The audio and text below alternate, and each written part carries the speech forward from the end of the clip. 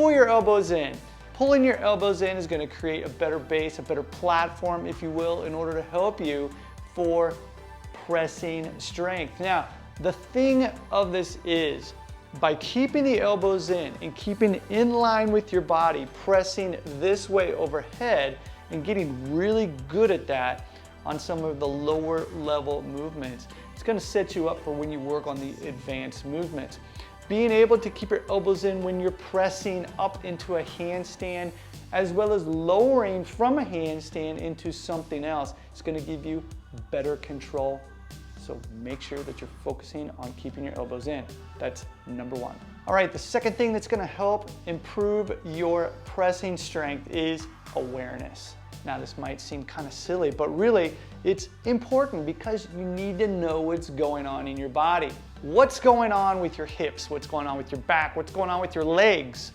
If you don't know what's going on in your body when you're focusing on that pressing movement, it's not going to improve. So bring awareness into what you're doing. Now, when you're focusing on your pressing movements, there's a few things that are going to help right away to bring awareness to, like making sure that you keep your legs together. If you're working on a particular variation where your legs are bent, keep your knees pulled in. If you're focusing on a freestanding pressing movement, make sure that you don't arch your back. So this is a big one too. Making sure that you have good alignment, focusing on proper form, and keeping tight when you're performing that movement is going to help you right away to not only increase your pressing strength, but give you the control necessary in order to work on the more advanced movements. Now, the third thing is something that I already hinted at, and that is control. Now, control is the name of the game when you start working on the more advanced pressing movements. For example, the handstand push-up. You want to be able to do this freestanding, right? Of course you do.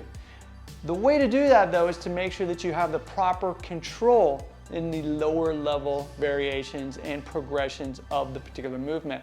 The way to be able to gain that control is to slow it down. The slower you can go on some of the lower progressions and variations, making sure to keep your elbows in, making sure to be aware of what's going on in the rest of your body when you're performing that movement, is going to set you up for success. It's going to allow you to gain control over that movement. Why? Because you're getting stronger. And that's what this video is about, and that's what I want to see out of you, and I want to help you to do that. So slow it down. Really, I can't emphasize this enough. The slower you can go by keeping your elbows in, the better off things are going to be. It's going to give you great feedback. It's going to let you know if you're ready to move on to the next progression of whatever you're working on. So slow it down. Now, I mentioned variations, and variations are a great way to further improve your pressing strength. And because we're talking about body weight pressing exercises, some of the things that I really love focusing on for myself is really looking at movements like the bent arm A-frame. Now, this is a staple here in GMB.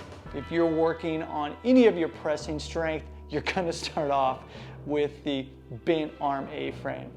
Keeping the elbows in, it allows you to really look and be better aware what's going on in your body. And once you have that, you can move on to some other variations. For example, like the bent arm frogger as well. You can start working on jumping into the bent arm stand. And there's a lot of other fun things like doing a jump into the bent arm stand and rolling out of it. Again, the more variations that you can work on, the better off things are going to be, because it's going to teach you better control, and as well, it's going to make it a lot of fun. Now, the final tip I have for you is to focus on the negative, the eccentric portion of the movement.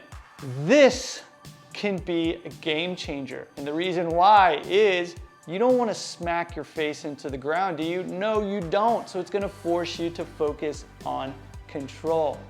Now, if you back up where we did talk about control, talked about slowing things down. And so by really focusing on the negative portion of the movement, it's going to teach you and tell you right away if you have that control or not. One thing that I do like to do when I'm working on this is where I will jump into a bent arm stand, lower myself, and then I won't even press back up from it.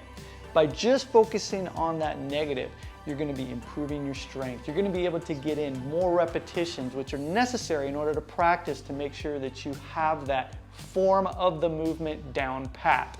Covered a lot in this video, comes down keeping your elbows tight to your body. That's one thing that we talked about. Be aware of what's going on in your body, what's going on with your legs, what's going on with your core, what's going on with your hips.